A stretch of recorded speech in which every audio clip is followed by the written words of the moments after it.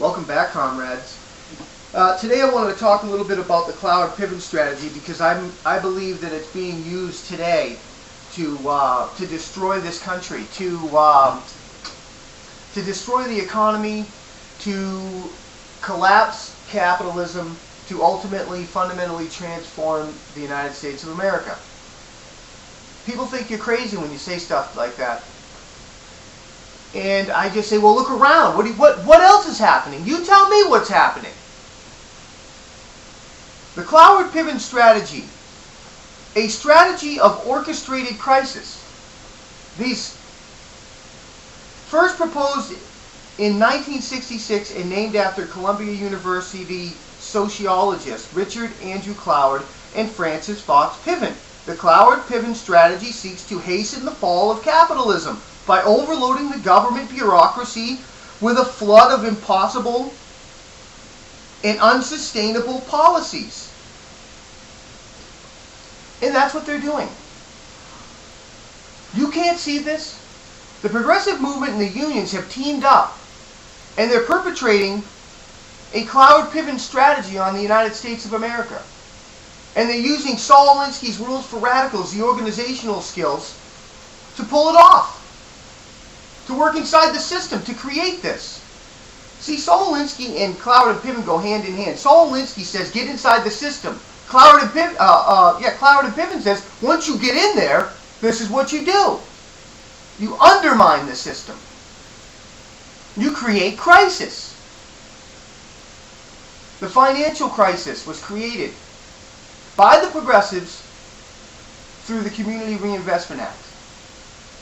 By lifting the Glass-Steagall Act, which allowed the banks to go unregulated. Republicans and Democrats both did this, progressives. Let the banks go unregulated. Create all of these toxic schemes. I don't even know what they were. They were so crazy. Credit default swaps. I mean, just think about them. This is the stuff that they created because of the progressives in our country, in our government. The healthcare crisis was created by regulations, by progressives regulating insurance companies in such a way that allowed insurance companies to go unchallenged, gave them all the power. Of course, these banks and insurance companies went along with it because they saw the short-term gains in it. These people made big. Now they're demonized. But that's fine. They don't mind being demonized because they made the money. They see the inevitable. The inevitable in the healthcare system is the government taking over. So they're just looking to make a quick buck until the inevitable happens. Same in the banking industry. These people are just making money until the government gets in there and takes over, which they're trying to do right now. Do you understand? This has created, the unions and the progressive movement are doing this. The unions, have you seen Detroit? Have you taken a look at Detroit and the car industry and what they've done to Detroit? The progressives and the unions, they've completely destroyed. That is the future of America under these people. This was created in 1966. Everybody says, oh, that's just stuff from the 60s. Did you know that all of these people are in control of our government? All these radicals from the 60s are now running our government. Nothing's getting better. They want you to think it is. Our debt's still going up. Moody's says they're going to dump us on our credit rating. The United States of America is going to get dropped down in the credit rating if we don't stop what we're doing, but we're continuing. What does that tell you? They're continuing to spend money we don't have.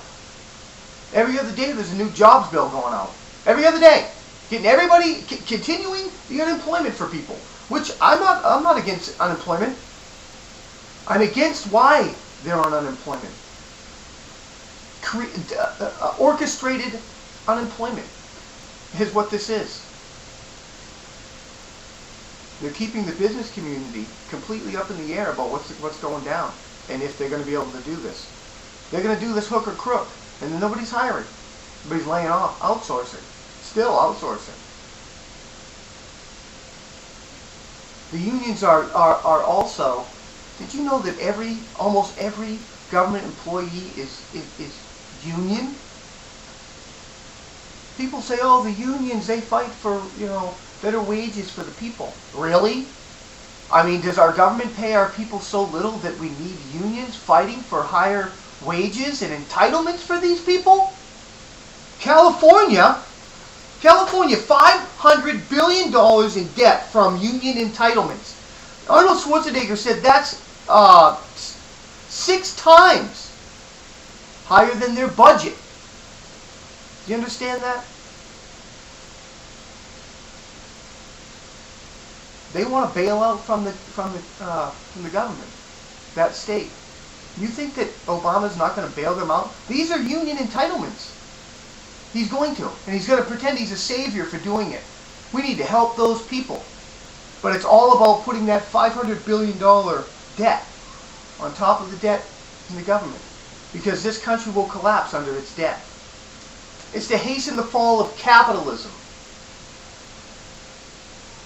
All of these crises they blame on the greedy.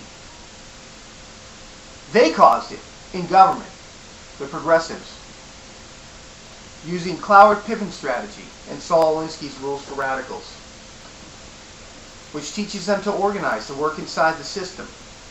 Wrap yourselves in the patriotic symbols of our country and embrace the minority and poor.